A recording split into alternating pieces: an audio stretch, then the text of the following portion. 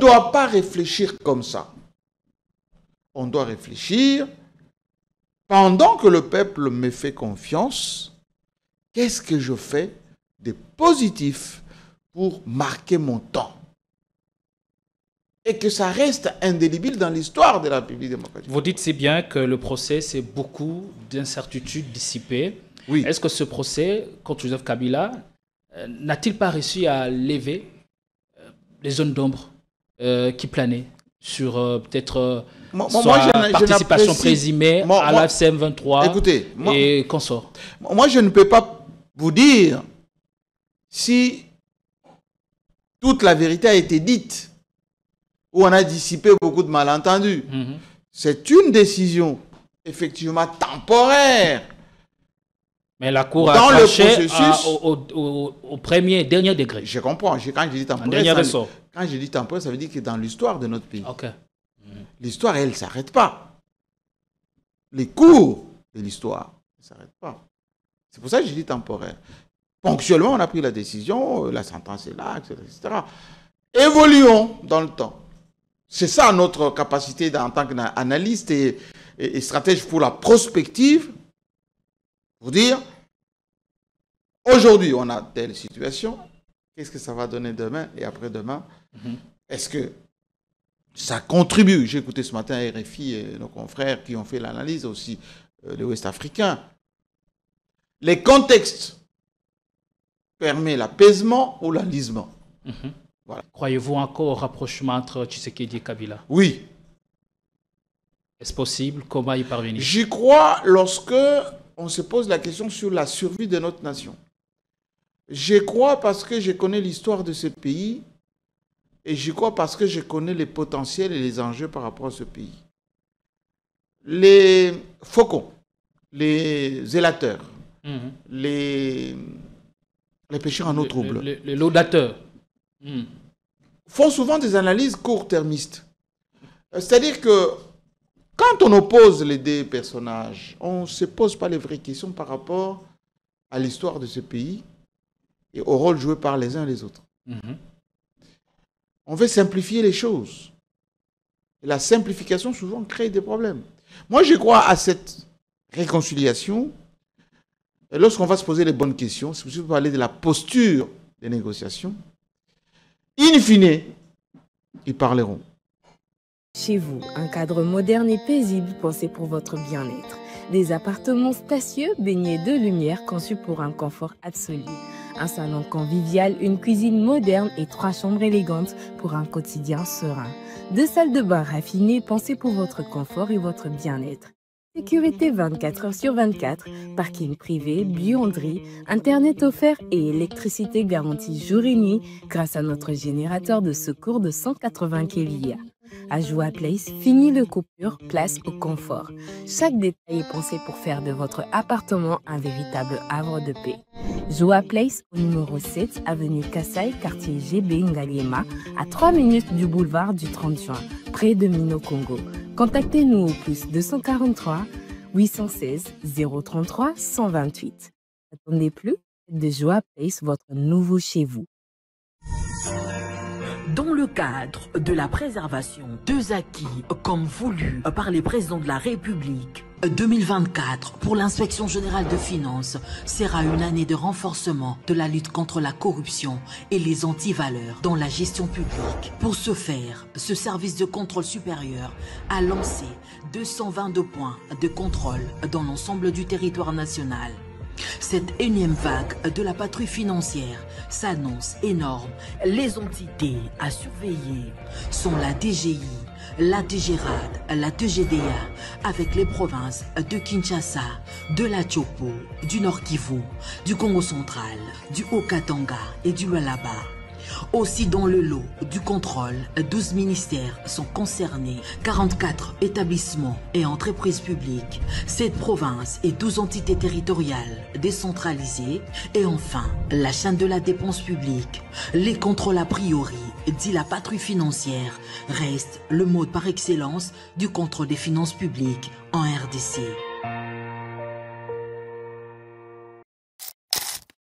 Et si vos élèves pouvaient apprendre autrement, en pleine nature, au parc de la vallée de l'Ancélé? Chaque visite scolaire devient une véritable aventure éducative. Safari découverte, jeux interactifs, leçons sur les développements durables. Entre émerveillement et apprentissage, vos élèves vivront des moments inoubliables.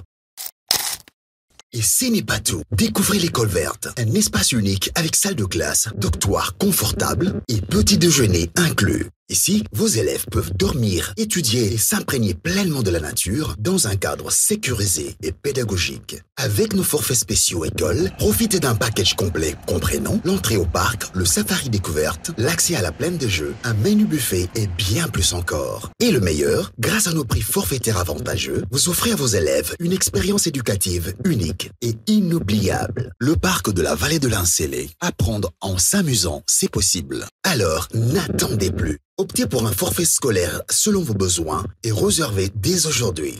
Téléphone plus 243 89 603 27 13 plus 243 81 389 13 77. Contact WhatsApp plus 277 934 025 41.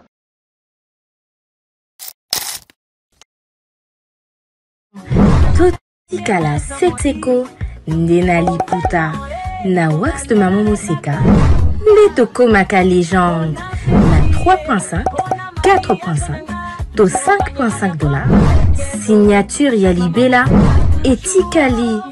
Inoubliable avec le wax de Maman Moseka.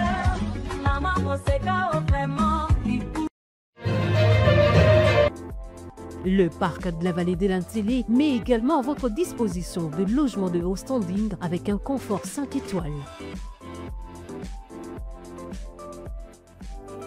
Le parc de la vallée de l'Incélé est ouvert du mercredi au dimanche de 7h30 à 17h. Pour tout renseignement, contactez-nous au plus 243 89 60 32 713 ou encore au 243 81 231 68 82.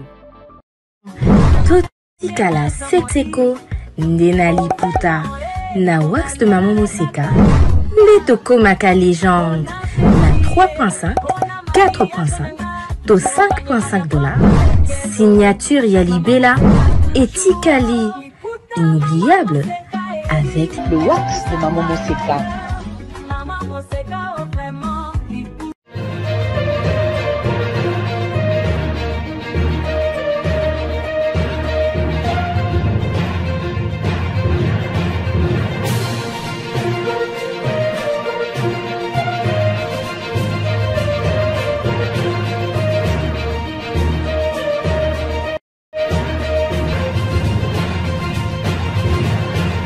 Avant lui, il eut de figures prisées du petit écran qui ont façonné les paysages médiatiques congolais, suscitant respect et admiration au point d'inspirer leurs congénères.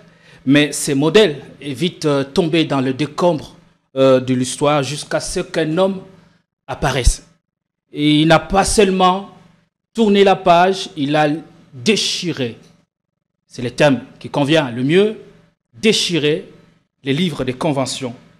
Eh bien, son arrivée, son apport, son savoir-faire et surtout sa touche quelque peu particulière ont seulement, non pas repoli les décors, mais aussi révolutionné les idées. Et nous nous sommes très très vite identifiés à lui, mieux, à sa philosophie.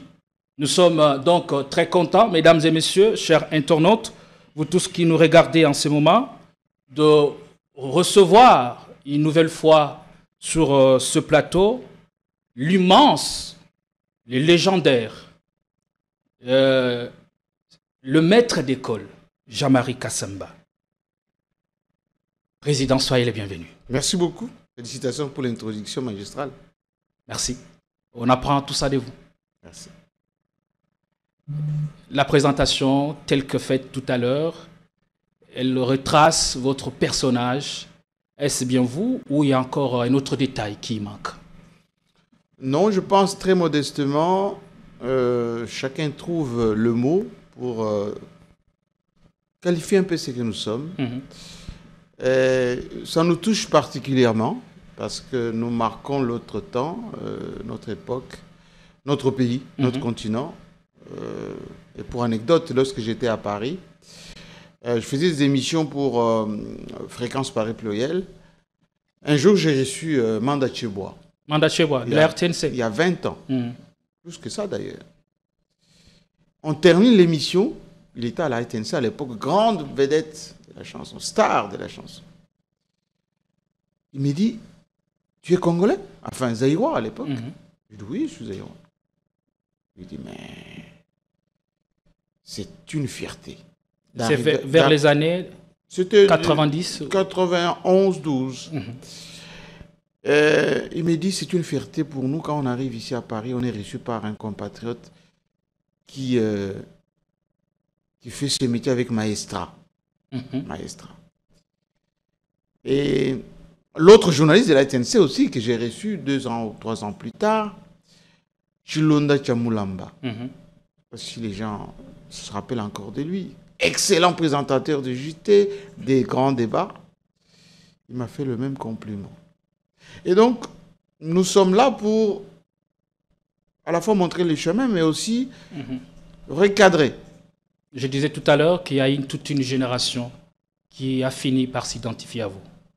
C'est une grande responsabilité. Est-ce un couronnement ou encore vous estimez, au regard de ce que j'ai fait, il y a encore du chemin à parcourir? Non, c'est une responsabilité d'abord. À chaque fois, on s'est dit, est-ce que ce qu'on a fait aide le pays?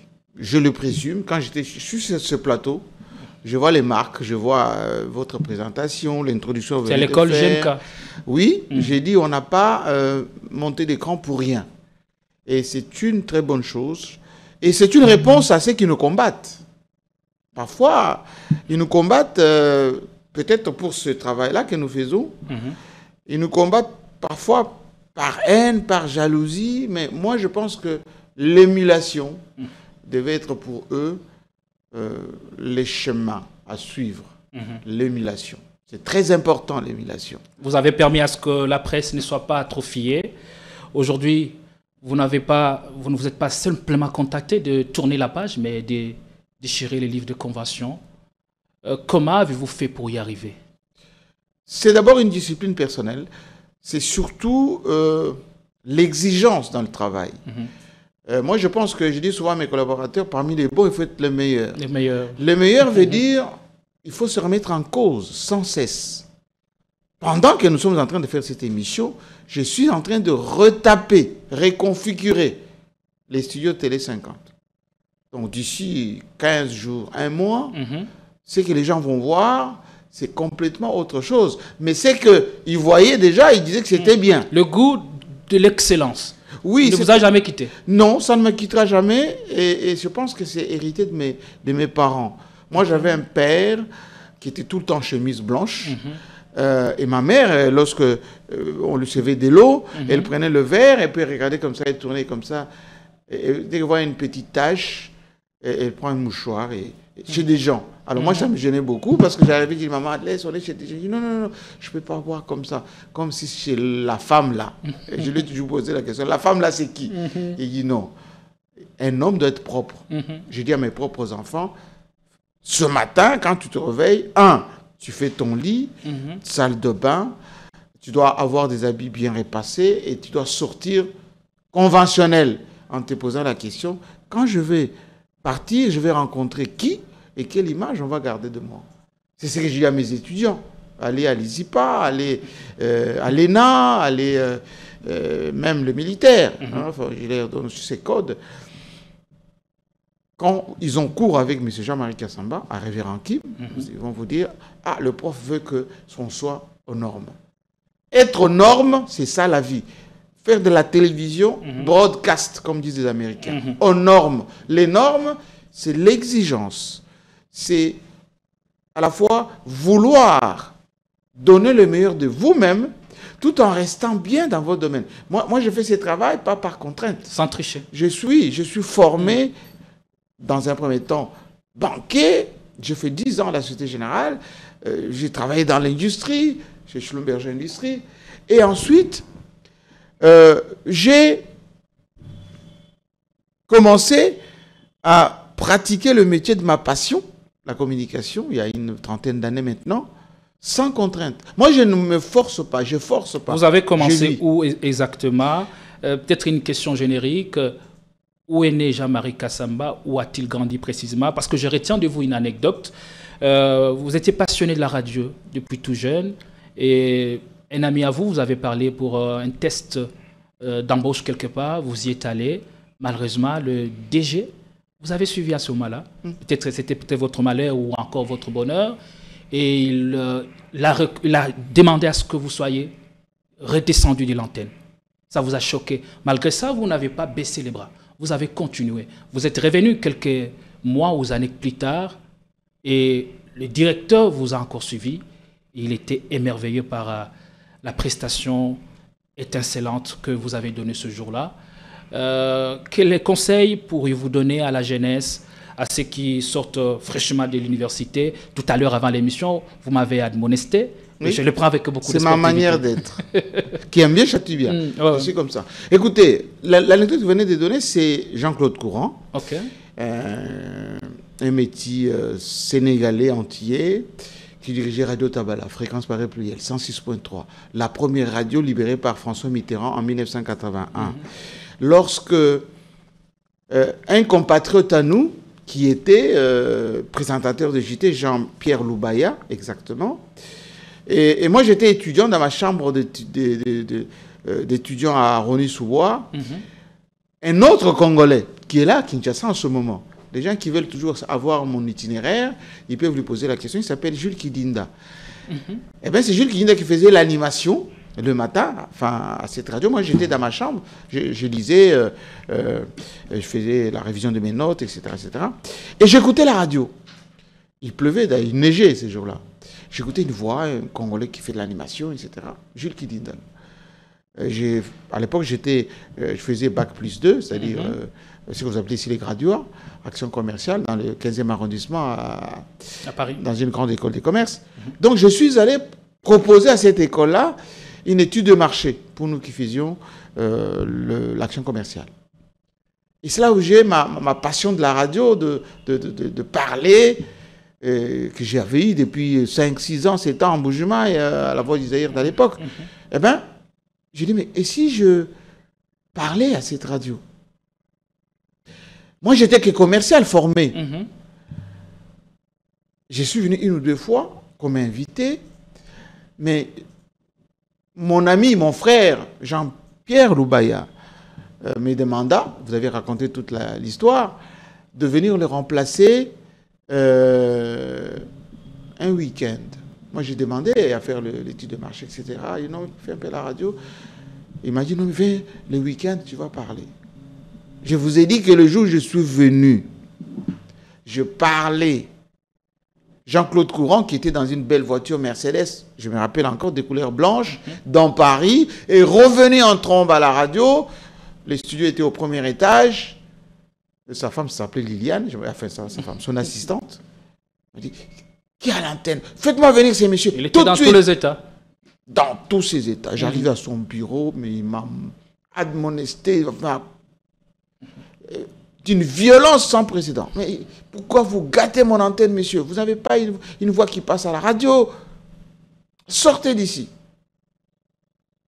Je suis sorti, il était vraiment jusqu'à ma petite voiture. J'avais une Renault 5, là. Je suis arrivé jusqu'à chez moi à la maison. Je me suis dit, pourquoi il m'a chassé? Pourquoi il m'a dit qu'il n'y avait pas une voix radiophonique? Pourquoi? Je dis, mais enfin. Alors, au lieu de me décourager... Vous n'avez pas lâché prise? Je suis allé à la FNAC. Je me suis acheté une petite table de mixage. J'ai acheté un micro. J'ai acheté un dictaphone. Ce qu'on appelle un Nagra à l'époque. J'ai commencé à écouter RTL, Europe 1. À l'époque, France Info commençait, tout ça. J'écoutais. J'ai enregistré. Et puis, j'écris un texte moi-même, où je prends un journal. Je lis. Et je m'enregistrais. Et puis, j'écoute. Je dis, c'est pas vraiment ça. Je reprends. Et mieux, je suis parti, CFJ, Centre de perfectionnement des journalistes, métro Châtelet-Léal, dans le premier. J'ai demandé, vous n'avez pas des modules formation rapide, journaliste, diction, tout ça? Il dit, oui, on a quelques modules ici, mais il faut être post-bac. J'ai dit, oui, mais je suis en 2e année. J'ai dit, oui, venez, voilà, il faut payer ça. J'ai pu de ma poche, je payais. Donc j'allais là-bas, on nous apprenait la diction, la respiration, les techniques avec le stylo. Et je revenais chez moi à la maison, je pratiquais, j'écoutais, je m'enregistrais. 3 mois après, j'appelle Jean-Claude, le bailleur, Jean-Pierre plutôt. J'ai dit, mon frère, est-ce que je peux encore tenter la chance? Il me dit, oui, mais tu sais ce qui s'est passé avec M. Courant la fois passée.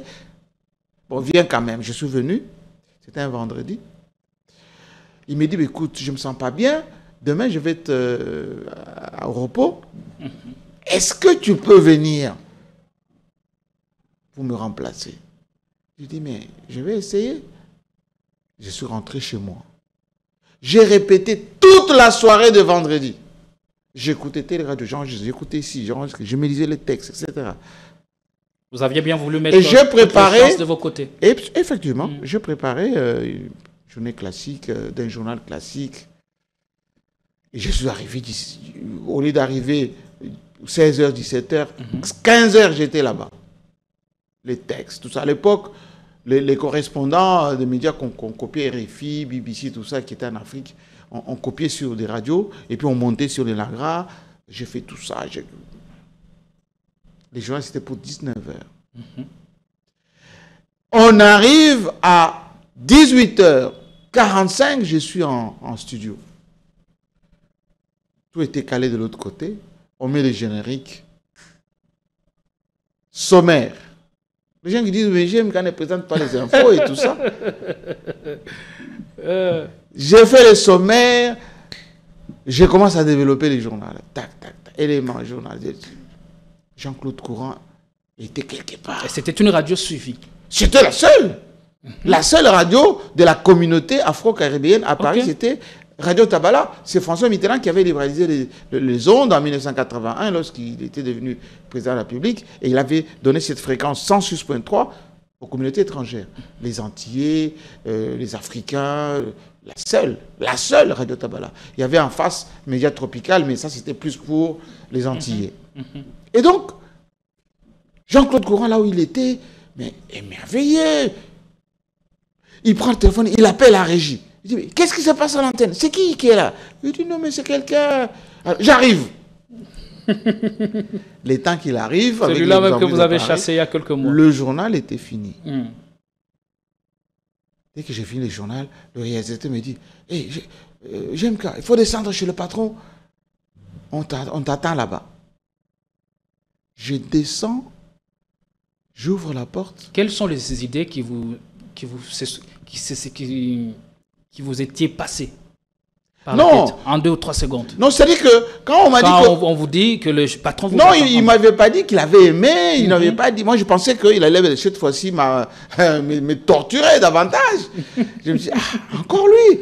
Enfin, je descends quand même. Donc, je descends avec la peur au ventre, tout ça, j'arrive. Liliane ouvre la porte, j'entre. Jean-Claude Courant, il dit, mais qu'est-ce que vous voulez? Je dis, mais c'est moi, je viens de faire le journal. Vous? Il dit, oui, c'est moi. Enfin, viens, dans mes bras. Et quel âge aviez-vous à cette époque? Bon, j'avais moins de 20 ans. Moins de 20 ans. Alors, il me dit, mais ça, c'est une fierté qu'un black. D'abord, quand j'avais fait les études des marchés là, pour savoir le public qui s'adressait à Radio Tabala, pour vendre un peu les produits, tout ça, il était étonné. Mais quand il me dit, mais c'est pour la première fois que je vois un black, un africain, parce que les Antillais nous appellent juste africains. Parler comme ça, sans, ça coule tout seul. C'est vous, ça? Oui, c'est moi. Appelez-moi le réalisateur. On appelait le réalisateur. Qui a fait les journaux? Mais c'est lui, patron. Tu as embauché tout de suite. Bon.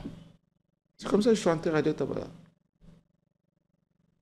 Et je suis rentré chez moi à la maison. Quand je suis allé, ce jour-là, j'étais venu en métro, parce qu'on prend du temps. Le temps de descendre en métro, Barbès-sur-Rochechouart, pour ceux qui connaissent. Je prends le métro, je rentre chez moi à la maison. Le rêve dont vous avez longtemps caressé la réalisation. Je m'assois dans mon salon, je regarde ma petite table de mixage, je regarde le micro, je dis, enfin. Et on a rediffusé mon édition toute la nuit. Et comme c'est tout le monde qui écoutait Radio Tabala, ils écoutaient une voix et tout ça. Mon ami Jean-Pierre Loubaya est encore là.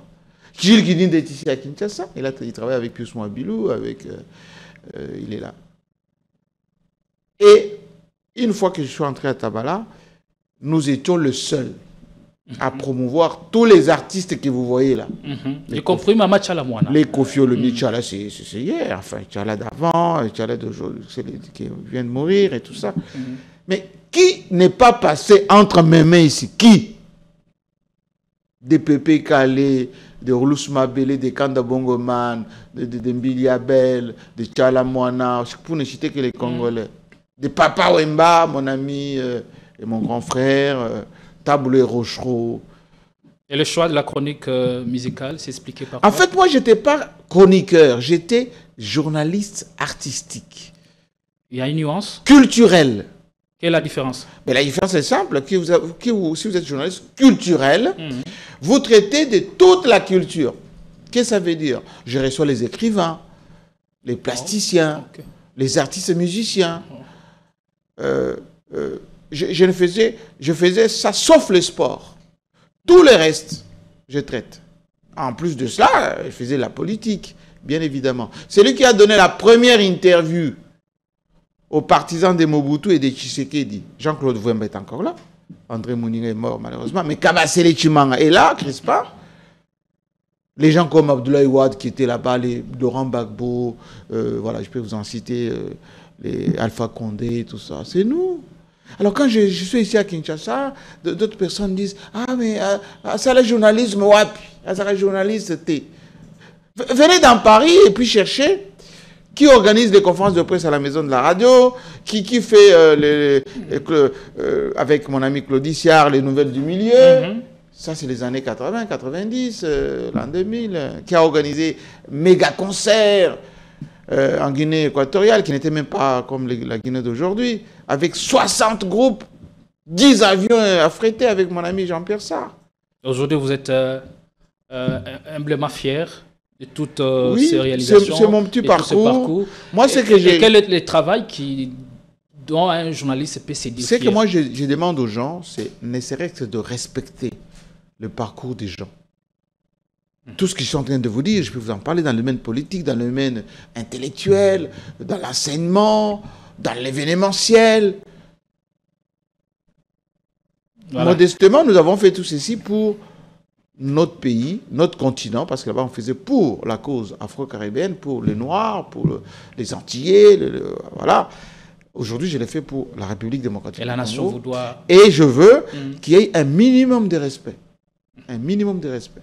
Et je suis venu à Kinshasa, si je me suis occupé de la profession, vous l'avez rappelé plus d'une fois, il faut en retour, ceux qui peuvent faire autant, qu'ils le fassent. Mais il ne faut pas remettre en cause le parcours d'un homme, remettre en cause les compétences d'un homme, sa crédibilité, lorsque vous-même, vous ne donnez même pas un dixième de ce qu'il a fait. C'est triste. Mais malheureusement, c'est les Congolais qui est comme ça. Malheureusement, nous sommes dans un monde où l'unanimité est impossible. Oui, mais c'est-à-dire que moi, je ne demande pas d'être adulé par tout le monde. Non, je ne demande pas ça. Je demande un minimum d'honnêteté. Vous prenez quelqu'un comme mon ami Émile Kassongo, qui est ambassadeur de la République démocratique à Paris. C'est moi qui lui ai donné sa chance dans les médias. Vous prenez Didier Moumengi, c'est moi qui lui ai dit pour la première fois, jeune écrivain qu'il était, voici monsieur, tu seras un ministre un jour. Il ne savait même pas que Mouzé allait arriver. Et comment vous arrivez à détecter tous ces talents? Ça, c'est votre particularité. Ça, il faut le dire, Jean-Marie Kassamba, lorsque vous tapez dans son œil et qu'il vous détecte, s'il vous propulse, eh bien c'est fini, ça finit toujours par éclater et par donner des résultats que personne ne peut contester. Parce que dans chacun d'entre nous, il y a des qualités. Il y a des qualités qui parfois qui sont inhibées, qui sont dans vous, qu'il faut exceller, qu'il faut titiller, qu'il faut développer. Vous savez, quand j'ai recruté mes collaborateurs à Télé 50, quand j'ai créé Télé 50, il y avait qui n'était pas beau, excusez-moi du terme, mais qui avait une belle voix. Une Claude Birangani. Entre autres. Je lui avais dit, monsieur, vous avez une belle voix. Et ça sera la voix la plus remarquable. Au niveau de la radio, au niveau de la voix. Oui, mais chef, non, monsieur, ça va passer.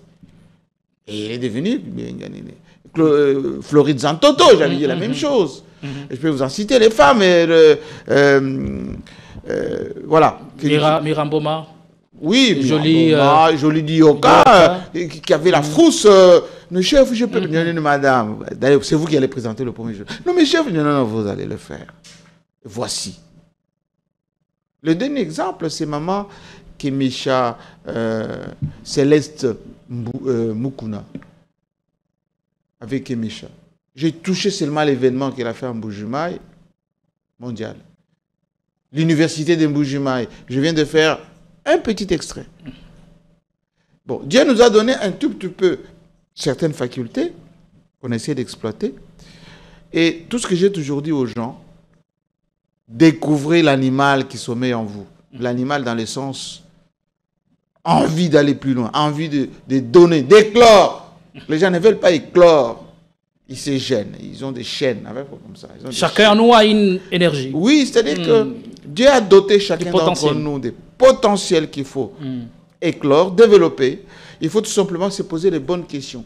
Ma vie, c'est quoi? Qu'est-ce que je vais devenir? Et pour arriver à faire quelque chose, par où je dois passer? Je dois m'appuyer sur qui? Et avoir un minimum de reconnaissance. La reconnaissance est une vertu. Les Congolais n'aiment pas reconnaître celui qui lui donne, on va dire, sa chance.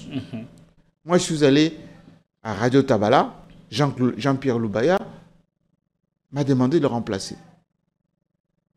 Je suis allé faire mon stage à TF1 à l'époque.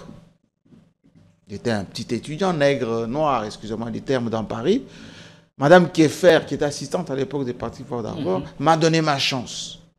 RFI, moi je voulais entrer à RFI. Quand Jules Aubringer décède, RFI identifie la voix, la belle voix en termes d'animation culturelle, Claudiciard, jusqu'à aujourd'hui. Claudie me dit, mais j'aime qu'à Radio Tabala, tout ça, dans Paris, dès qu'on voit, c'est l'homme du milieu. Toi, tu es l'homme du milieu. On aimerait bien il faut que tu viennes découvrir davantage. Et Claudiciard me dit, je vais te donner seulement 5 minutes dans mon émission. Tu vas nous donner les nouvelles du milieu. Quel milieu on appelle? Les show business, tout ce qui se passe. Et je passais sur RFI 2 fois par semaine. Ça faisait ce que vous avez entendu. Donc, jusqu'à aujourd'hui, Claudie est mon ami et le restera. Allez, bien, merci beaucoup. C'est donc sans fausse modestie que vous faites appeler maître d'école. Merci beaucoup. Les légendaires. Je vous en prie. Jean-Marie Kassamba, merci. On va prendre de vous, essayer de marcher sur les traces. Vous avez beaucoup de talent. Vous avez laissé. Vous avez un peu du KMB dans votre élan. Je le sens. Dans la diction, dans la prestation. C'est ce que beaucoup le disent. Oui, non, mais il est excellent, Jean-Pierre Kayembe. C'est un très bon journaliste. Lorsqu'il m'invitait à l'époque sur une télé de la place, et je lui disais, monsieur, il vous faut un peu d'espace d'expression. Il a eu cet espace, et voilà. Il cartonne maintenant. C'est l'école GMK, tout ça. Plus on lui donnera les moyens, plus il va peut-être s'en fabriquer, il sera encore plus éclatant. Moi, je le sens. Allez, intellectuellement, merci. Il est valable et il a beaucoup de valeur, Jean-Pierre Kayembe. Beaucoup de valeur. Beaucoup de valeur cardinale. Oui. Allez, merci beaucoup. Le rêve dont il a caressé la réalisation, c'est fini par s'accomplir. Croyez en vous et relevez-vous. Peut-être vos échecs, de vos doutes. Et les résultats se feront remarquer certainement. Nous allons parler de l'actualité. Oui, c'est une onde de choc qui continue de se propager après que la haute cour militaire a condamné l'ancien chef de l'État, Joseph Kabila Kabange, dans un procès qualifié d'historique, mais qui ouvre une nouvelle heure d'incertitude sur le plan, sur l'échiquier national. On en parle un tout petit peu avant de reprendre d'autres sujets d'actualité des 24 dernières heures avec Jean-Marie Kassamba. Vous avez certainement suivi les procès ayant conduit au verdict, à la sentence juridique, peine capitale, c'est la peine maximale qui est prévue par le loi de la République démocratique du Congo. Question directe, comment vous, en tant qu'éditorialiste, grand journaliste, maître d'école, patron de presse, stratège, avez-vous accueilli cette condamnation? Écoutez, ce que je peux vous dire est que nous, les stratèges, je suis chef de promo en ce moment à l'école doctorale du test et je suis enseignant par ailleurs et spécialiste de la communication. Nous prenons souvent le recul pour faire ce qu'on appelle l'analyse de l'existant, de l'environnement. Mais nous interrogeons aussi l'histoire pour faire ce qu'on appelle la prospective, pour ne pas dire on analyse et puis on jette la prospective. Chaque pays, en commençant par la République démocratique du Congo, a son histoire. Et l'histoire de la RDC nous renseigne qu'avant 1960, quand on a eu notre indépendance, il y a eu des procès, dont celui de Simon Kimbangu. Après notre indépendance, il y a eu des procès, beaucoup de procès. Il y a eu même des condamnations. Il y a eu quelques exécutions. Le régime Mobutu était très zélé dans la matière des procès. Très zélé. Il y avait des généraux, il y avait les Kaloumé. Et vous voyez ici à Kinshasa, ce que vous appelez Asanef. On appelait ça Cour de sûreté de l'État. Beaucoup sont passés par là. Il y a eu beaucoup de procès aussi dans cette salle lugubre, on peut le dire ça. Je pense même Étienne Tshisekedi est passé par là. De sûreté de l'État. Pendant le règne de... Bon, Mouzé n'a pas eu beaucoup de temps. C'est Joseph Kabila qui a eu 18 ans pendant son règne. Il y a eu aussi des procès, les assassins de Mouzé. Et maintenant, là, il y a des procès. La question fondamentale qu'on doit se poser, c'est la RDC est un pays avec des enjeux majeurs. Certainement qu'on pourra en parler tout à l'heure. Est-ce que ce que nous faisons rencontre ces enjeux? Est-ce que ce que nous faisons calme la situation ou envenime la situation? Personnellement, je suis journaliste et je ne commande pas les décisions de justice. Et je suis patron à la fois des médias, mais aussi patron des journalistes de Kinshasa. C'est ce que je conseille. Nous sommes au milieu du village, on constate, on analyse, on essaie de comprendre. Maintenant, quel est l'environnement dans lequel nous sommes? Nous avons un pays qui est très convoité. Un pays qui est au centre de beaucoup de frictions. Qu'est-ce que les ennemis de la RDC recherchent?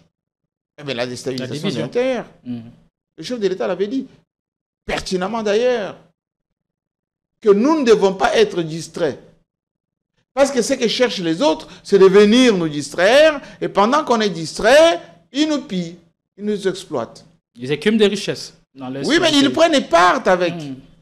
Dans nos divisions, dans notre fragilisation, etc. etc.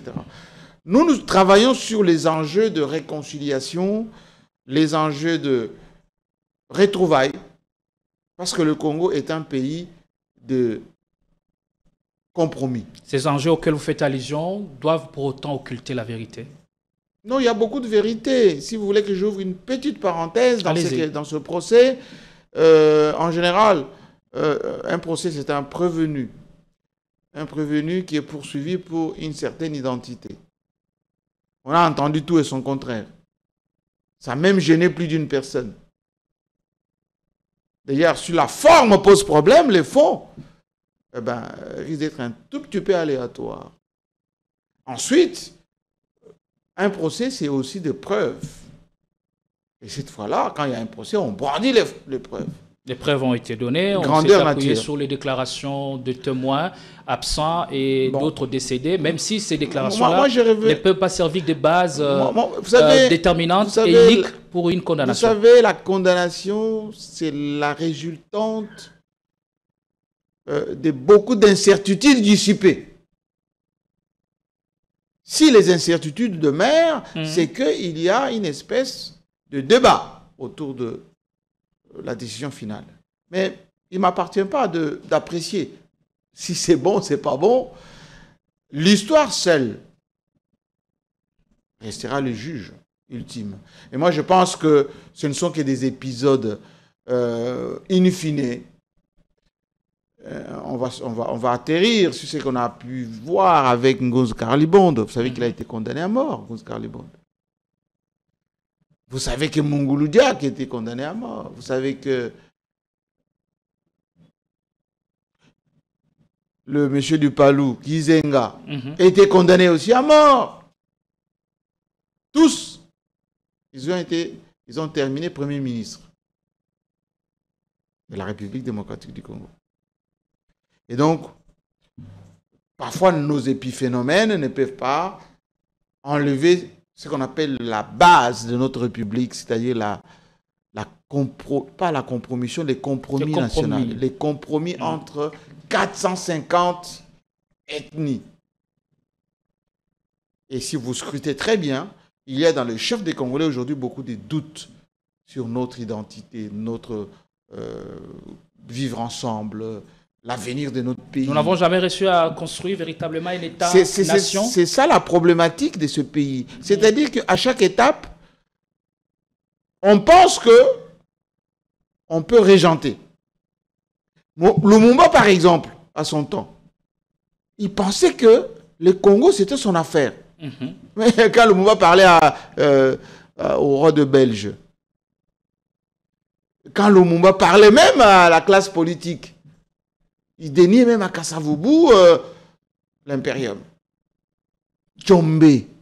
Mais Tchombe, il s'incarnait en Katanga, Tchombe. Tchombe disait Katanga, notre Katanga.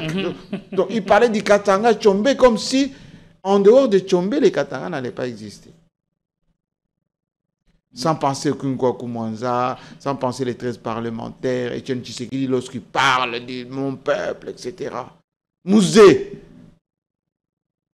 Même Joseph Kabila. Vous savez, quand il prend son élan des patriotes, etc., il dit mon Congo, ma passion pour le Congo, etc. Aujourd'hui, Félix Tshisekedi, il dit le salut de mon peuple, c'est plus que les lois. Moi, je l'ai entendu dire comme ça à la TNC là-bas. Non, on ne doit pas réfléchir. On ne doit pas réfléchir comme ça. On doit réfléchir pendant que le peuple me fait confiance.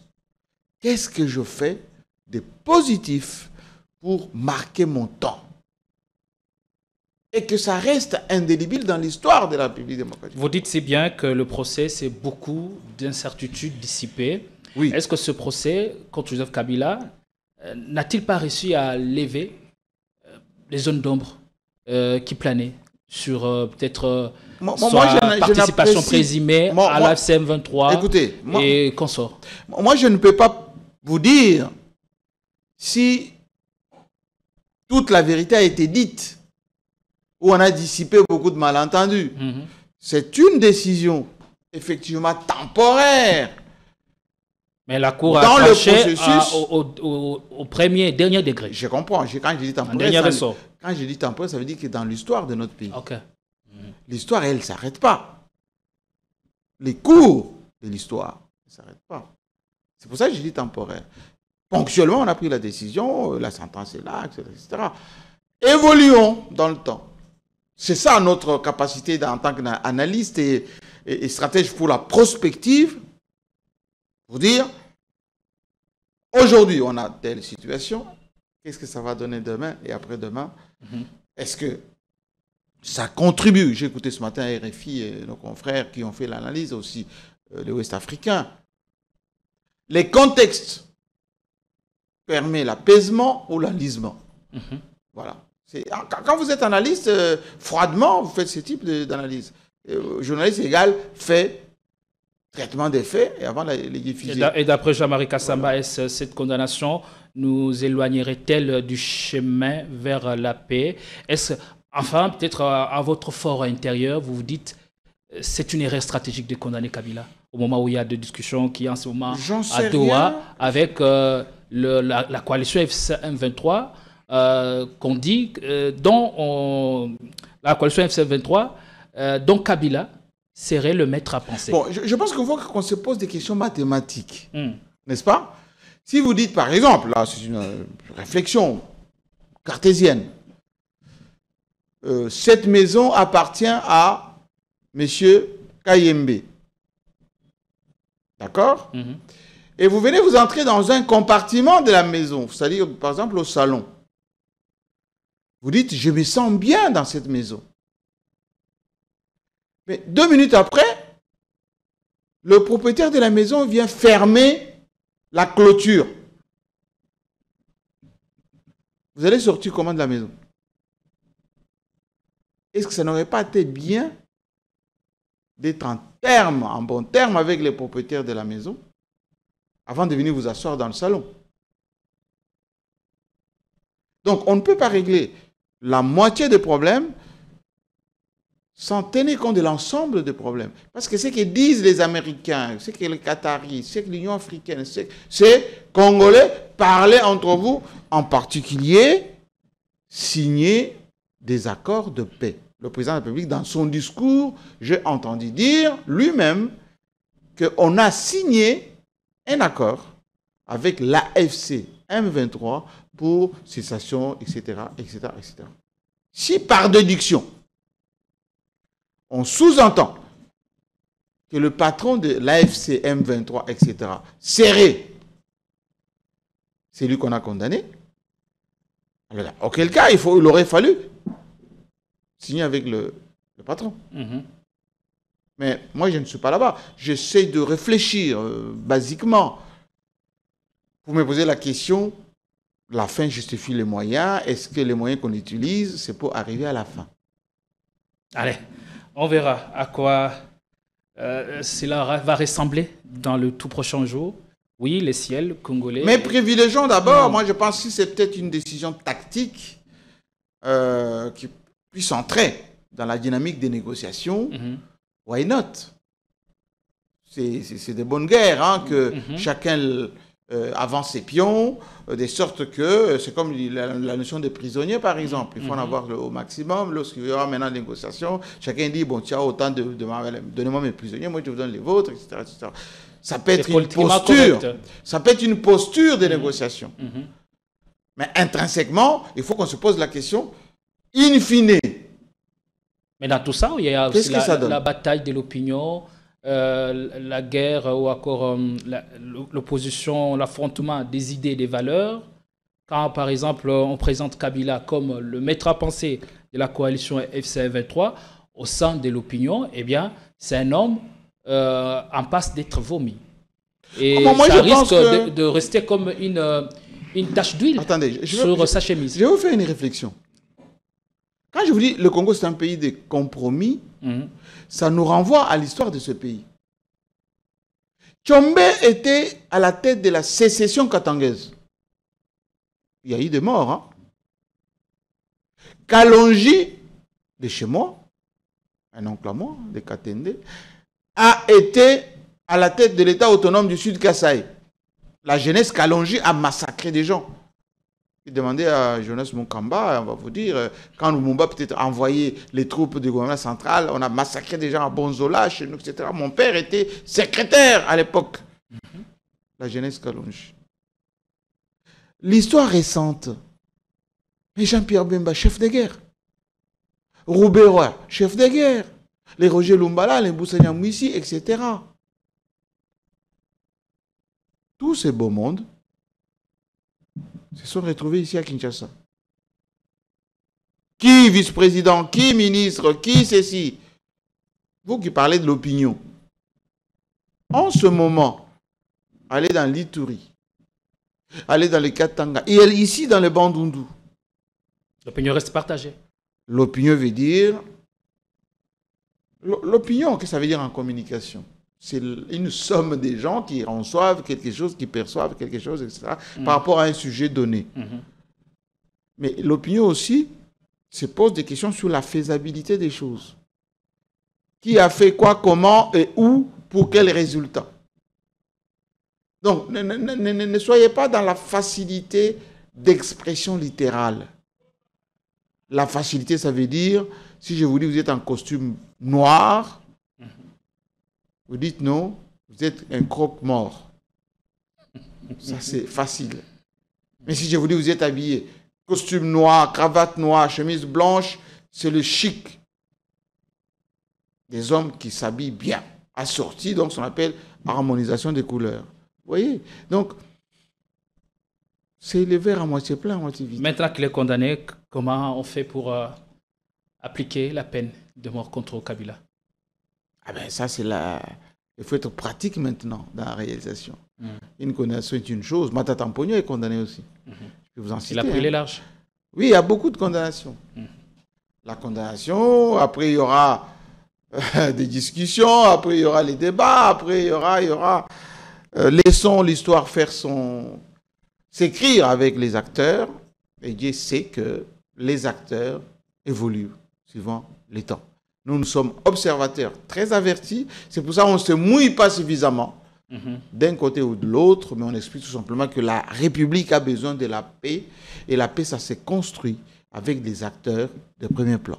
Une toute dernière question, Jean-Marie Kassamba, sur ces sujets. Croyez-vous encore au rapprochement entre Tshisekedi et Kabila? Oui. Est-ce possible? Comment y parvenir? J'y crois lorsque on se pose la question sur la survie de notre nation. J'y crois parce que je connais l'histoire de ce pays et j'y crois parce que je connais les potentiels et les enjeux par rapport à ce pays. Les faucons, les zélateurs, les pêcheurs en eau trouble, les laudateurs, font souvent des analyses court-termistes. C'est-à-dire que quand on oppose les deux personnages, on ne se pose pas les vraies questions par rapport à l'histoire de ce pays et au rôle joué par les uns et les autres. On veut simplifier les choses. Et la simplification, souvent, crée des problèmes. Moi, je crois à cette réconciliation. Et lorsqu'on va se poser les bonnes questions, si vous parlez de la posture des négociations, in fine, ils parleront. Donc vous croyez? Directement ou indirectement, ils ont déjà commencé. Et ils parlent, et ils parleront directement. Et l'histoire, moi, vous savez, quand il y a eu échange des fagnons, pour ne pas dire, quand Joseph Kabila a transmis à Félix Tshisekedi les symboles de la République, tout le monde criait, tout ça. Moi, j'étais très pensif. J'étais là à 3 mètres, enfin 5 mètres. Et quand je suis rentré à mon bureau, j'ai écrit, il était temps que les ressortissants d'une même souche se retrouvant, les sociodémocrates se retrouvant, les républicains, les patriotes se retrouvant pour construire enfin une nation. Les gens n'ont rien compris de cela. Et beaucoup ont travaillé pour que ça se déchire, ça s'est déchiré. Aujourd'hui, on est dans les déchirements. Mais moi, je crois encore au tricotage de tout ça pour la paix. Si vous y croyez encore, qui en principe devait faire le premier pas? Est-ce Kabila ou Tshisekedi? Les deux. Ils ont des bras. S'ils peuvent parler directement, les bras vont fonctionner. Et ça marchera. Moi, je suis certain. Allez, merci beaucoup, Président Jean-Marie Kassamba. Nous allons passer à autre chose. Bien avant de parler de la sortie médiatique de l'envoyé spécial pour l'Afrique, le conseiller de Donald Trump, dans une interview accordée à notre confrère Marius Munga. On y revient largement avec Jean-Marie Kassamba, mais bien avant, il y a eu la 80e session de l'Assemblée générale de l'ONU à laquelle le président Félix Tshisekedi a participé avec brio. Et bien son discours de 31 minutes fait date. Première question directe, Jean-Marie Kassamba. Dans ce discours à l'ONU, les présidents parlent d'un génocide. Est-ce le Congo, par le passé, a-t-il déjà connu un génocide où nous sommes sur le point de connaître un génocide? Écoutez, moi je suis technicien. C'est comme par rapport à ce que j'avais dit la fois dernière, par rapport aux notions de légende. Bon, Les jeunes gens n'ont pas compris. Bon, commençant par l'artiste lui-même, sur ce que j'avais dit. Il y a toute une polémique autour. Oui, mais les gens ont toujours des polémiques parfois, Mm. mais in fine, ils finissent par me comprendre. N'ayez pas peur des termes. Les termes sont faits pour être compris et surtout expliqués.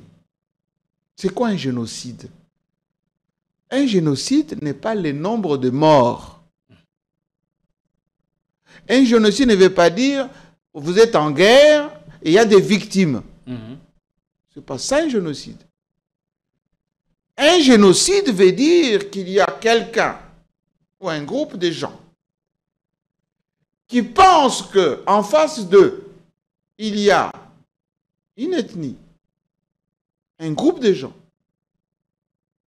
qui méritent d'être attaqués, tués, exterminés. Et ils passent à l'acte, ils planifient leur opération, ils l'exécutent et ça se voit. Et juridiquement, ça se qualifie. Ça part d'une analyse juridique. Oui, mais c'est d'abord juridique.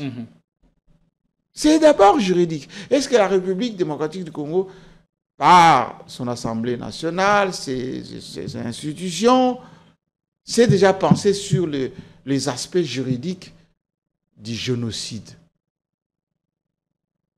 Certes, nous avons perdu plus de 15 millions de morts. C'est plus que les Rwandais aux puissance 10. C'est plus que les Juifs. C'est plus que même les Arméniens. Mais la manière de procéder. On s'y prend avec moins d'hectares. Mais c'est pour ça que vous voyez que le monde entier, lorsqu'on nous parle, il y a un génocide chez nous, 15 millions de morts, etc. Il vous pose la question, mais votre génocide là, ça se matérialise comment? Mais quand les Banyamulenge, eux, disent qu'il y a une stigmatisation des Banyamulenge au Congo et ici, et puis ils vous expliquent comment c'est fait. On est poursuivi, identifié par notre faciès, etc.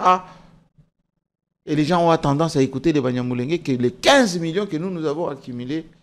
Et je me suis dit, sur le plan de la communication, il y a problème. Sur le plan juridique, nous avons des juristes de haut talent, de haut niveau. Il y a problème. Pourquoi on a continué? C'est comme les gens qui disent que nous sommes en guerre contre le Rwanda. Non. Nous sommes dans une guerre officiellement de basse intensité. Je m'excuse. Oui, la guerre est hybride aujourd'hui. Ça ne se proclame plus. Aujourd'hui, on peut vous faire la guerre de multiples manières. Cybernétiquement, médiatiquement, informatiquement. Voilà, c'est ce que nous apprenons au CHEST. Mais il y a un minimum d'officialisation de la guerre. Mais regardez qu'on peut passer de la guerre à la paix aussi facilement. On était à Doha, on était à Washington, et bien les gens avec lesquels on est en guerre, on a signé, on se balade là-bas à Doha, on se congratule. Non. Il faut qu'on soit rigoureux dans la manière dont on fait des choses. Notre président, il a une diction extraordinaire, il a une facilité d'expression, il dit des choses profondes souvent. Il faut qu'on l'aide. Ce n'est pas de sa faute. Il faut qu'on l'aide à formaliser les choses en amont, une fois que c'est dit, à faire des suivis après, et qu'on exécute ces choses. C'est de cette façon qu'on y arrivera. C'est de cette façon qu'on va être efficace, et dans tous les domaines, je m'excuse, dans tous les domaines, ça doit être comme ça, sur le plan militaire, sur le plan social, sur le plan... Est-ce que vous trouvez normal que le CESAC, qui doit nous régenter, nous, en tant que structure d'appui à la démocratie, mais surtout qui formalise les médias, qu'ils accumulent plus de 28 mois d'impaiement. Ils sont en grève en ce moment. Ils ont même écrit au ministère des Finances. Dans un pays où la démocratie balbutie, où il y a les débats permanents, où les médias foisonnent aujourd'hui, le CESAC. Mais ceux qui travaillent là-bas, les Bossemé, etc., ce sont des, excusez-moi le terme, soumis au devoir de réserve. Aujourd'hui, le Bossemé n'a pas le moyen de sa politique? Absolument pas. Parfois, on l'attaque lui à titre personnel, mais il n'a rien à voir. Enfin, il n'y est pour rien. Mais il n'y a pas que le CESAC.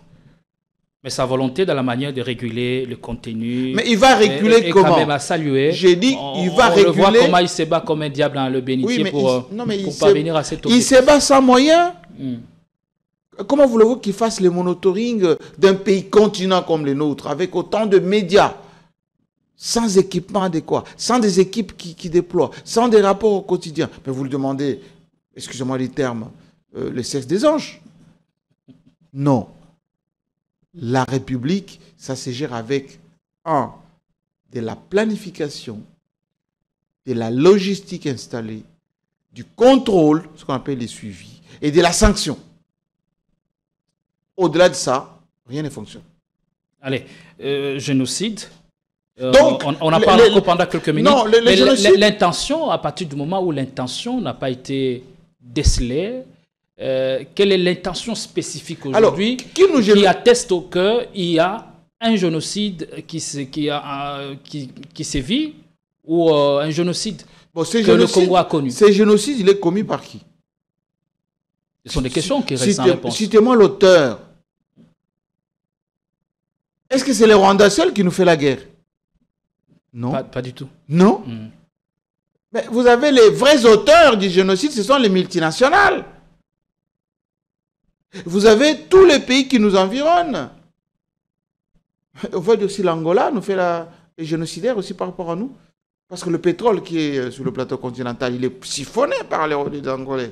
Vous allez là-bas à l'Ouganda, notre gaz et la biodiversité dans la région de Beni, partout, c'est les Ougandais qui pompent ça. Vous allez au Sud-Soudan, même le petit pays qui commence à peine. Vous allez en Zambie là-bas. Tous ces gens ici, c'est un génocide. Voici des vraies questions qu'on doit se poser. Définissons de l'intérieur comment notre pays fonctionne. Donnez-nous les moyens juridiques pour le faire. Et cherchons l'accompagnement de la communauté internationale qui n'existe pas. Ce sont les intérêts des grandes puissances qui existent. Si financièrement, cher ami, les banques, socle de toute une économie, exclusivement détenues par les étrangers. Maintenant, quand les gens meurent de faim, meurent de maladie, ça donne un principe de révulsion. C'est plus que les génocides. Monsieur, lorsque les gens détournent de l'argent de la République, des millions de dollars, des centaines de millions de dollars, et privent l'armée des moyens de sa politique, ils ne sont pas dans la trahison. Ils ne méritent pas d'être condamnés à mort. Aux États-Unis, si vous vendez l'information, vous avez un procès passible de sanction. Oui, de la peine de mort. Ah bon? Oui, on appelle cela de l'intérêt de la sécurité nationale, on appelle ça.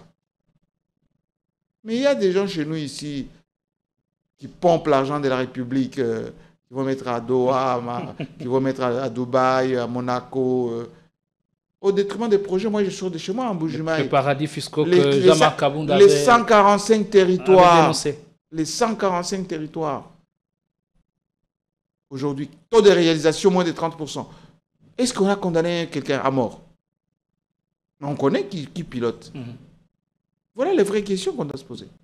Mais à l'ONU, on attendait mieux qu'une simple voix, une postille affirmée de la République du Congo par le président Félix Tshisekedi, alors que nous sommes dans une quête de justice, vérité, pour la reconnaissance du génocide. Comment avoir gain de cause à partir du moment où les acteurs impliqués dans les génocides, les fils du pays sont ici. Mais ils sont là, certains postes de responsabilité. À Kisangani, il y a eu des morts à Kisangani. Mais les auteurs majeurs de ce qui s'est passé à Kisangani sont ici. Il ne faut pas, excusez-moi du peu, faire la politique de l'autruche. La politique de l'autruche. Les auteurs du génocide, les Ougandais ont été condamnés. Les millions, là, vous voyez, les Fribao et tout ça. C'est Joseph Kabila qui avait intenté ce procès. L'Ouganda condamné. L'Ouganda a commencé à payer Et cet argent devait indemniser effectivement les victimes. Où est parti cet argent? Où part cet argent? Depuis que les Ougandais ont commencé à payer. Voilà la trahison. Ah, ça fait sérieux. Est-ce que... Mais on est toujours sérieux. À l'international, ça, on nous prend en sérieux avec toutes ces révélations, tous ces scandales. On peut dire Moutamba, de la gestion des fonds de Friva. Moutamba a fait les frais. Même si, bon, mécaniquement, on dit l'argent n'est pas sorti, etc. C'est pas mon affaire. Mais c'est ponctuellement Moutamba. Avant Moutamba, l'argent était toujours payé. Est-ce que autant de victimes ont été ces victimes indemnisées? Où et quand? Combien? Parce que les Ougandais continuent à payer. Et c'est valable dans beaucoup de domaines. Donc, la politique des truches consiste à dire, sûr qu'il est, tout va bien, Madame la Marquise, mais l'opinion, parce que vous avez parlé de l'opinion, a sa part de vérité. Constate, l'opinion a sa part de vérité. Moi, je salue notre président à chaque fois qui alerte. Voici les injustices. On parlera certainement de Boulos, des Américains. Voici ce que nous subissons, etc. Sur ce plan-là, il a gagné. Le communauté internationale a tourné son regard vers chez nous. Mais les équipes qui l'accompagnent, les gens qui sont mis à disposition pour suivre tel ou tel dossier, est-ce qu'ils respectent les notions de base de négociation, les notions de base du lobbying, les notions de base de la communication stratégique et des crises? C'est ça ma spécialité. Non. Vous savez, les Nations Unies n'ont jamais réglé un conflit. Si vous connaissez un conflit, à part Timor oriental, mais prenez l'Afrique. Aucun conflit. Et d'ailleurs, ce n'est pas à l'Assemblée générale des Nations Unies, dans cette salle que je connais, j'y ai fréquenté pendant 20 ans, après avoir fait les discours, après il y a la solution au problème. Non. Peut-être au niveau du Conseil de sécurité, avec les membres permanents.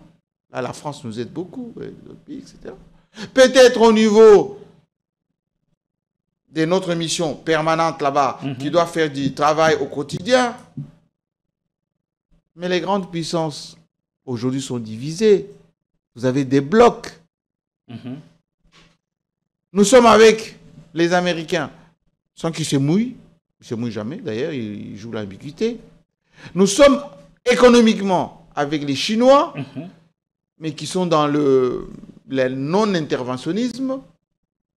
Nous sommes avec les Français, qui n'ont pas suffisamment des intérêts chez nous. C'est un danger d'avoir autant de partenaires. Oui, mais il faut qu'on puisse redéfinir concrètement notre positionnement. Vous voyez les pays de l'Est, là, les pays de l'Afrique de l'Est, Mali, Burkina, Niger, ils ont levé une option. Moi, je connais Traoré. J'allais beaucoup au Mali, enfin au Burkina Faso à l'époque. Je connais beaucoup de gens qui sont là-bas. Qu'est-ce qu'ils me disent? Mais JMK, nous ici, on était le tiers-monde de grandeur nature. Le Mali, par exemple, on se moquait de Ningari. À Paris, même ici, d'ailleurs, on se moque de Ningari. Ils sont toujours mal habillés, parlent mal français, etc. Voilà. Allez au Mali, allez regarder l'armée du Mali. Ah, maintenant là, l'armée du Mali. Et tout ça, ça s'est construit en un temps record. On s'est moqué du Burkina Faso. Moi, j'ai des amis au Burkina. Quand vous atterrissez sur Ouagadougou comme ça, vous voyez c'est rouge, avec les déserts, des petites maisons, tout ça. Il y a des gratte-ciel en ce moment à Ouaga. L'aéroport de Ouagadougou, que je connais, j'ai atterri une fois à cet aéroport, il n'y avait pas de courant à l'époque de Compaoré. Allez à l'aéroport de... Alors, qu'est-ce qui nous empêche, nous, Congolais, de ne pas atteindre ces niveaux? Est-ce le leadership désarticulé, limitatif, qui est né à la base? Vous savez que le Niger vendait son uranium aux Français. Et on se moquait toujours des Niger. On envoyait les ONG là-bas, et tout ça. C'est un petit pays désertique, il n'y a rien à Niamey, et tout ça. Quand les Nigériens ont dit, oh monsieur, on est pauvres, ça va? Laissez-nous faire nos affaires. Allez au Niger, là, maintenant. Le Congo est un scandale, pas géologique comme vous dites très souvent. Écologique aussi. C'est un scandale intellectuel. C'est pas possible. Oui. La matière grise. Nous avons trop d'universitaires, beaucoup de docteurs, beaucoup de militaires, mais notre mind, comme disent les anglophones, notre prise de conscience. Je suis souvent d'accord avec le professeur Bongeli, l'excellentissime Bongeli, qui dit nous sommes toujours à l'état bébé. C'est-à-dire qu'on nous dit, mais vous êtes distrait. Mais on continue à nous distraire, à se distraire. Nous-mêmes, on dit, mais on est inconscient. Je dis, oui, on continue à être inconscient. Allez, merci. On dit, mais vous n'avez pas d'ambition. Alpha, plutôt, Abdoulaye Wade, il était venu ici, hein, dans les années 90. 92 ou 93. Envoyé pour, entre Mobutu et ses opposants, il avait dit, au Congo, il n'y a pas d'homme d'État. Il y a des politiciens. Aujourd'hui, si on en voit encore un autre comme Abdoulaye Wade, il dira pire. Parce que moi, j'ai écouté Bitakwira. Jusqu'aujourd'hui, on n'en a pas. Mais j'ai écouté Bitakwira. Vous l'avez suivi, ce qu'il a suivi hier à l'Assemblée nationale? Il a traité ses collègues d'inconscients. Oui. Moutinga l'avait dit. Bongeli l'a dit. Moi, le premier, les gens ne m'écoutent pas. Ils disent, oh non, il est trop comme ça, toujours exigeant, GMK. Mais chaque peuple n'a que les dirigeants qu'il mérite. Si vous envoyez ce que vous avez envoyé à l'Assemblée nationale, ce que vous avez envoyé au gouvernement, on va assister à plus de bagarres. J'ai dit sous d'autres cieux. Un ministre de la République et qui s'occupe de la jeunesse de la République. Ça veut dire 70% des Congolais qui commettent des fautes des Français dans un discours. Sous d'autres cieux, il est viré par ce qu'on appelle la clameur publique. Est-ce que ceci ne lui est pas excusable? J'ai dit la clameur publique. Je ne dis pas qu'il faut parler le français comme Voltaire. Mais le raisonnement, la conception. Le fond. Nous qui enseignons à l'université, qu'est-ce que nous disent les enseignants? Nous devons avoir des modèles de référence. Donc dans un état sérieux, un ministre de la République, on l'aurait viré de fruits bien longtemps. On l'aurait viré automatiquement. Ça veut dire que ça ne souffre d'aucun doute. Ça veut dire que l'exemplarité. Un ministre, c'est un serviteur de la République. Et c'est celui qui coordonne l'action gouvernementale dans les domaines. Mais, comme vous dites, Chancellor Gopamba... Et quand à Madame Souminoa pour le faire? Est-ce qu'elle a tous les moyens? Est-ce qu'elle a tous les moyens? Moi, au début, j'étais un peu dur avec elle. Au fil du temps, je me rends compte qu'elle n'a pas suffisamment d'épaules larges pour affronter beaucoup d'adversités. Elle avale beaucoup de couleuvres, Madame la Première ministre. Parfois, il faut comprendre. Allez. Et j'essaie de comprendre. Merci beaucoup. L'actu est vaste et abondante, mais on va essayer de prendre le sujet qui passionne le plus notre large public qui nous suit en ces nets moments. On parle de la sortie médiatique de Massad Boulos, l'envoyé spécial pour l'Afrique de Donald Trump. Il parle de beaucoup de choses. Il parle du rétablissement de mesures de confiance pour parvenir à l'accord de paix de Doha qui bat encore de l'aile. Comment travailler pour parvenir d'abord au rétablissement de confiance entre les partis? Écoutez, ce monsieur, il est d'abord qui? C'est un fonctionnaire qui travaillant pour M. Trump, pour les États-Unis d'Amérique. Nous sommes allés aux États-Unis, à New York, parler à la même tribune que Donald Trump. État souverain. Nous sommes membres, entre guillemets, de la communauté internationale et représentés au sein des Nations Unies. Nous avons notre population, les États-Unis ont leur population, nous avons nos intérêts, les États-Unis ont leurs intérêts. Comment on peut attendre d'un fonctionnaire d'un autre pays pour qu'il puisse... Et la phrase de mon jeune frère et journaliste Marius, j'ai trouvé un tout petit peu excessif. Donc la tête de M. Laboulos, c'est l'espoir de la paix pour un pays souverain que nous sommes. Enfin, où est-ce que vous avez déjà vu ça? Comment vous pouvez réfléchir, vous, journalistes congolais, ici, à Kinshasa, que un kidam qui est de notre pays va venir faire tout pour mettre la paix chez vous au détriment des Américains et des intérêts de Trump, qui n'est là que pour 1 an et demi encore, et puis va partir.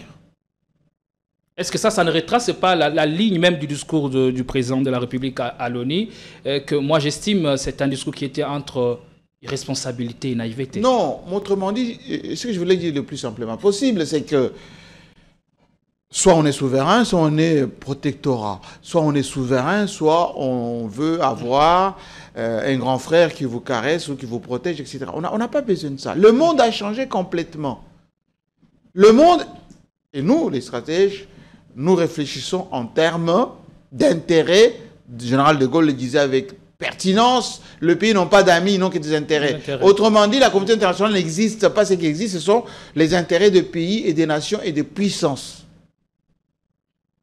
Nous ne pouvons pas dire, on a la MONUSCO ici, n'est-ce pas? C'est les États-Unis, y compris. Le premier financeur de MONUSCO, c'est les États-Unis. Ils ont même coupé d'ailleurs. Si les États-Unis arrêtent de financer la MONUSCO, comment voulez-vous qu'ils puissent nous envoyer les DI ici ou intimer l'ordre aux agressés de la RDC d'arrêter lorsqu'ils tirent profit de ces gens? Pourquoi ça vous offusque? Boulos a dit ça, mais Boulos n'a fait que son travail au service de son pays en déroulant les discours. A-t-il dit des vérités? Mais il s'est exprimé d'ailleurs avec beaucoup de diplomatie, d'intelligence, pour ne pas nous choquer. Macron nous avait choqués ici, vous vous rappelez? Macron l'avait dit le plus directement possible. Mais écoutez, vous nous interpellez comme ça, la France, mais enfin, commencez d'abord par vous organiser vous-même et puis soyez capable d'assurer la sécurité de votre pays. Ça, c'est Macron. Apparemment, la leçon n'était pas passée. Oui, mais c'est-à-dire que il faut qu'on n'attende pas qu'on nous dise des vérités. Il faut que nous-mêmes, nous avons suffisamment d'analystes qui comprennent comment on peut régler nos petits problèmes sans pour autant faire appel. Vous savez, lorsqu'il y a eu les élections de 2018, beaucoup de pays ne voulaient pas que les résultats soient publiés. En commençant par l'Union africaine. C'est Kagame, à l'époque, qui était à la présidence de l'Union africaine. Pour qu'on puisse proclamer le président Tshisekedi président de la République. Ni l'Union africaine, ni même la France, ni même d'ailleurs les États-Unis qui ont reconnu quelques jours plus tard. Il y avait un certain Joseph Kabila qui a envoyé une délégation pour persuader l'Afrique du Sud de Ramaphosa, persuader l'Union africaine, persuader, pour dire nous sommes autonomes, enfin souverains, les élections sont congolaises et nous allons proclamer les résultats congolais.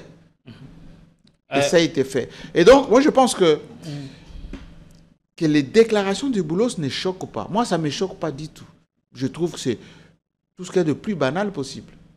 Il ne faut pas mettre tous les espoirs d'un pays continent comme le nôtre, presque 160 millions d'habitants, sur le bon vouloir des diplomates qui ne sont là que de passage. Moi, je vois beaucoup d'opposants, même des gens du gouvernement, dès qu'il y a la fête nationale d'un pays européen, ils s'accumulent chez l'ambassadeur, pour qu'on puisse les voir, et pour prendre quelques rendez-vous, pensant que les solutions sont chez l'ambassadeur. Non.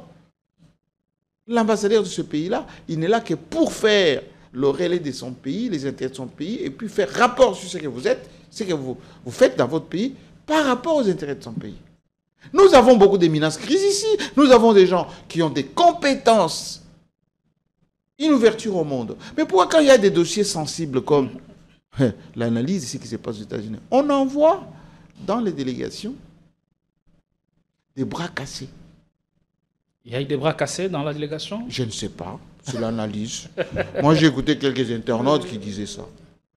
Mais il y a aussi des gens de bonne facture. Moi, je salue le général Mamba, stratège de son État, d'un très haut niveau. Je salue, je ne vais pas le citer ici, il est numéro 2 au niveau de la DGM, qui a conduit aussi une déclaration à un moment donné. Mais est-ce que ces gens-là, on leur donne des moyens suffisants? Est-ce un problème de financièrement, moyens, de compétences ou de vision, des stratégies? D'abord, c'est un problème d'analyse stratégique. C'est un problème de stratégie. C'est un problème d'analyse stratégique. C'est un problème de planification d'opérations. Par exemple, on ne peut pas changer des interlocuteurs tout le temps. Par exemple, on ne peut pas gérer des choses à chaud. Par exemple, on ne peut pas s'interdire d'avoir des contacts informels avec les adversaires. Chez nous, quand on voit un Congolais rencontrant un Rwandais, tout de suite on les traite de traîtres. Mais tous les diplomates ne font que ce travail. En ce moment, les Russes rencontrent les Américains rencontrent les Iraniens rencontrent les autres. Mais si chez nous, un Congolais rencontre un Ougandais, on dit, oh non, à basculer. Et il faut les traiter comme tels. Non. C'est facile d'arriver à ce genre de conclusion. Oui, mais c'est ce qu'on appelle les raccourcis improductifs. Et ces raccourcis-là persuadent, pour ne pas dire, découragent beaucoup de bonne volonté. Les gens qui pouvaient, par exemple, être infiltrés chez l'ennemi et nous approvisionner en information, s'interdisent de faire, parce que quand on va les voir chez l'ennemi 1 ou 2, 3 fois, allez, les zélateurs vont faire des rapports, Kingandi est en contact avec tel, etc. Et on le met à la vindicte populaire. Et le canal est coupé. Aujourd'hui, il est essentiel de changer la politique, redéfinir la politique étrangère, avant bien sûr que la diplomatie soit la politique étrangère, et que l'on n'assiste pas à une diplomatie de gesticulation. La politique étrangère est le prolongement de la politique intérieure, de l'organisation de votre environnement, vos structures, vos institutions en intérieur. Si à l'intérieur, vous êtes mal organisé, mal outillé, mal structuré, vous allez projeter cela au niveau international et ça ne donnera aucun résultat. Parce que la diplomatie, c'est la continuation de la guerre sous une autre forme. Sous une autre forme. Définition des stratèges. La diplomatie est la continuation de la guerre sous une autre forme. Et la guerre diplomatique, quelquefois, est plus rude au médiatique, plus rude que la guerre des armes. On peut gagner sans tirer une balle. Aujourd'hui, Washington patine, Doha patine. Non, Washington n'est pas... Qu'est-ce qu'il nous reste à faire pour sortir de cette impasse ou de cet engrenage et récupérer peut-être les zones ou les villes et territoires qui ont échappé au contrôle du gouvernement congolais? Parce qu'en ce moment même, la coalition FC 23 continue à élargir ses zones d'influence. C'est ce que je vous avais dit au début. Dans la vie, il faut se poser les bonnes questions pour avoir les bonnes réponses. La première bonne question est: pourquoi il y a la guerre à l'Est? C'est la première bonne question. Pourquoi il y a la guerre à l'Est? 2. Qui nous fait la guerre à l'Est? 3. Avec qui on doit s'organiser pour finir la guerre à l'Est? Et après, quelle stratégie on doit adopter pour faire cette guerre militaire, cette guerre médiatique, cette guerre diplomatique, pour obtenir des résultats à court, moyen et long terme? Si on fait ça, on va s'en sortir. Mais si on essaie de régler épisodiquement des situations, on va aller de processus en processus. Nairobi, Luanda, Addis Abeba, Doha, Washington. Et pendant ce temps, tous ces pays-là, chacun se positionne au fur et à mesure. Donc quand vous dites, oh, les Américains nous ont lâchés, non, les Américains ne nous ont pas lâchés. Les Américains font des études en permanence, évaluent les rapports de force sur le terrain. Les Américains regardent, nous on a besoin de quoi dans ce pays-là? On a besoin de ceci. Qui peut nous faire nous procurer ça? C'est telle personne. On va discuter avec.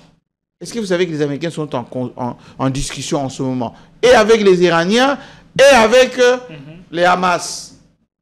Mais il y a aussi l'attitude suprémaciste et arrogante, même mégalomaniaque de Donald Trump, qui révulse et révolte plus d'un Congolais ou même les Africains. On a vu même le traitement qu'il a réservé au chef d'État africain en visite à la Maison-Blanche. Écoutez, Donald Trump est le prototype type de l'Américain. L'Américain est comme ça. Comment les Américains ont constitué les États-Unis? Ce sont les Européens, les Britanniques essentiellement, les Irlandais ou les autres qui sont partis là-bas comme des bandits. C'est ce qu'on appelle les cowboys là. Ils sont partis là-bas comme des bandits. Ils sont partis conquérir les territoires des Indiens et de tous ceux qui habitaient là-bas. Ils se sont installés. Ils ont fait ce qu'on appelle le commerce, l'exploitation par force. Vous voulez dire qu'il n'est pas moins différent de ses prédécesseurs? Mais Donald Trump, il est fils d'un commerçant, enfin d'un spéculateur immobilier. Il ne prend pas le salaire à la Maison-Blanche. Il est en train de faire des affaires en constance. Regardez les gens qui travaillent avec lui. Le Sud-Africain, les Boulos, là, son beau-fils. Parce que Boulos, c'est membre de sa famille. Donc, il est le prototype type de l'Américain. L'Américain, il a besoin de notre uranium. Il nous dit, je vais prendre votre uranium. Si on refuse, il vient se servir. Aujourd'hui, nous avons les Chinois à 70% qui contrôlent nos minéraux, y compris les minéraux stratégiques. Les Américains, ils disent, Biden était venu avant, et Trump est là maintenant. Ils veulent de ceci. Le Rwanda dit, moi j'exploite déjà. Voici mes usines, voici comment je fais chez moi, voici. Au Congo, là, j'entretiens les cafouillages, et ils sont corrompus, etc., etc. Alors, faisons des choses. Bon, si vous voulez profiter, hein, moi, je vous file. Le Rwanda n'a qu'à le passage. L'Union européenne, la Chine, même, il y a même des minéraux qui vont en Chine à partir du Rwanda. Et donc, les Américains, ils sont pragmatiques. C'est les Américains qui ont financé les Hamas contre l'autorité palestinienne. Alors, si vous ne faites pas des analyses stratégiques pour savoir que ce n'est pas quelqu'un qui nous dit « je suis avec vous, je suis votre ami », qui est en réalité notre ami, eh bien, on se trompe de débat. Le monde d'aujourd'hui, c'est la jungle du plus fort. Les Chinois l'ont compris, ils se sont équipés militairement, technologiquement, financièrement, on les respecte. Allez. Nous sommes une grande puissance, il suffit qu'il y ait un minimum d'organisation, de structuration, militairement, on va nous respecter. Allez, merci beaucoup. Le maître d'école Jean-Marie Kassamba d'avoir répondu à nos questions. Nous voici arrivés à la fin. Merci de votre temps. Vous êtes départi de toutes vos lourdes charges pour répondre à notre invitation. Nous vous en remercions énormément. Merci beaucoup. Je dois vous féliciter pour le talent et surtout ce style un peu à la KMB. Professionnellement, techniquement faisable, dans un environnement qui ne bénéficie pas beaucoup de logistique, mais qui donne le rendu d'une certaine hauteur. Et les conseils que je peux vous donner aux autres, c'est que ce pays, c'est le nôtre. Il faut qu'on sorte des facilités. Il faut qu'on sorte des analyses un peu à l'emporte-pièce, aux sentiments, aux émotions. Aujourd'hui, si ce Congo est faible, eh bien, ce n'est pas contre l'UDPS, contre tel et tel parti politique, contre telle et telle ethnie, c'est contre le Congo. On va se moquer. On est en train d'ailleurs de se moquer de nous parce que nous privilégions les petites divisions, les petites querelles, alors qu'il y a des gens qui travaillent. Par exemple, au sein de ce gouvernement, des grands ministres comme Doudou Fouamba. Il a baissé aussi le taux, il a stabilisé la monnaie. Nous venons d'avoir au niveau de la Banque centrale un gouverneur de la banque tempéré, etc., pour faire le travail. Il y a beaucoup de gens de talent. Dans l'opposition aussi, il y a beaucoup de talent. Un Matata Mpogno, c'est extraordinaire comme Premier ministre. Qu'on gâche comme ça dans ces histoires de politique politicienne. Et médiatiquement, c'est la même chose. Regardez, les journalistes sont livrés à eux-mêmes. Ils n'ont plus de repères. Ce travail, nous devons le faire en privilégiant les consensus, comme disent les prêtres, les causes profondes. Les Américains reviennent aux causes profondes. Boulos a parlé des causes profondes. C'est le langage de tous les milieux diplomatiques. Nous devons saisir le point. Enfin, saisir cette occasion-là pour faire de vraies réunions chez nous. C'est quoi les causes profondes? Comment on peut faire pour les traiter? Si on ne le fait pas, on reste dans la superficie, on se trompe. Allez, merci beaucoup. Point n'est besoin d'ajouter autre chose. Le maître d'école a parlé. Et sa voix est un phare pour l'avenir. Nous vous disons merci et nous avons bon espoir que vous avez passé un excellent moment de télé à notre compagnie. À tout à l'heure, mesdames. Tout à l'heure, messieurs, avec la même dose de plaisir. Et quoi, nous pensons retrouver peut-être Jean-Marie Kassamba dans une autre émission beaucoup plus élaborée pour parler de la géopolitique mondiale. Merci.